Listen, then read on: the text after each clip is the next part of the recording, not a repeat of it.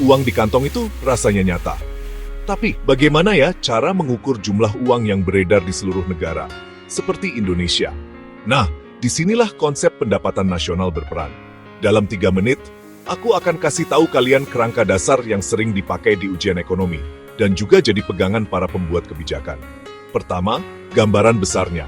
Pendapatan nasional itu melacak nilai barang dan jasa yang diproduksi, pendapatan yang diperoleh, pengeluaran untuk membeli semua itu. 3 cara pandang, 1 ekonomi. Cara pandang pertama, produksi. Kita mulai dengan PDB, produk domestik bruto, yaitu nilai pasar dari semua barang dan jasa akhir yang diproduksi di dalam batas wilayah Indonesia dalam setahun. Bayangkan pabrik-pabrik di Bekasi, pertanian di Sulawesi, aplikasi yang dibuat di Jakarta. Kalau dibuat di sini, ya masuk hitungan.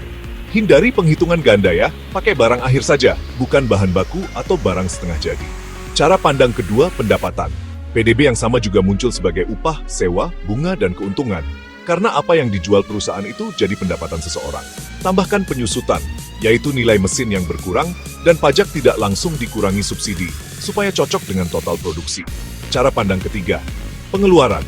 PDB, C plus I plus G, NX. Konsumsi rumah tangga, investasi bisnis, pengeluaran pemerintah untuk barang dan jasa, dan ekspor bersih. Ekspor dikurangi impor. Di Indonesia, konsumsi biasanya porsi paling besar. Investasi mendorong kapasitas, pemerintah menentukan prioritas, dan perdagangan menghubungkan kita dengan dunia. Sekarang, kita lihat dari sisi nasionalnya. PNB, Pendapatan Nasional Bruto, menghitung pendapatan yang diperoleh penduduk Indonesia dimanapun di dunia, dan mengurangi pendapatan yang diperoleh penduduk asing di sini.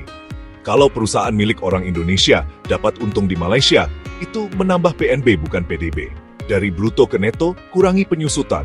PDB neto dan PNB neto menghilangkan nilai penyusutan untuk menunjukkan apa yang benar-benar baru ditambahkan.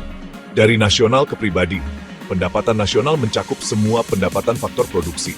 Pendapatan pribadi menyesuaikan dengan apa yang benar-benar diterima orang. Menambahkan transfer seperti bantuan sosial dan mengurangi keuntungan perusahaan yang tidak dibagikan. Pendapatan pribadi disposable adalah apa yang bisa dibelanjakan atau ditabung oleh rumah tangga setelah dikurangi pajak pribadi. Nominal versus real, harga itu berubah-ubah.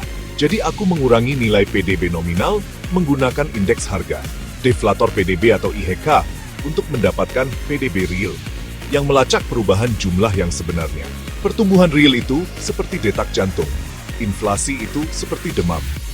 Aliran melingkar menghubungkan semuanya. Rumah tangga menyediakan tenaga kerja ke perusahaan dan menerima pendapatan. Mereka membelanjakan barang dan membayar pajak. Pemerintah dan sistem keuangan menyalurkan tabungan ke investasi. Seluruh dunia membeli dan menjual dengan kita. Hal-hal khusus Indonesia yang perlu diperhatikan, BPS adalah sumber resmi. Selalu periksa tahun dasar untuk PDB real. Sektor informal itu besar. Beberapa aktivitas bisa jadi kurang tercatat. Sumber daya alam itu penting. Jadi perubahan harga komoditas bisa menggerakkan PDB nominal tanpa mengubah output real. Kesenjangan regional berarti PDB per kapita sangat bervariasi antar provinsi. Keterbatasan pendapatan nasional ini tidak memberitahuku tentang ketimpangan, pekerjaan tidak berbayar, biaya lingkungan, atau kesejahteraan secara keseluruhan. Makanya para ekonom juga melihat Gini, tingkat kemiskinan, IPM, dan ukuran-ukuran hijau.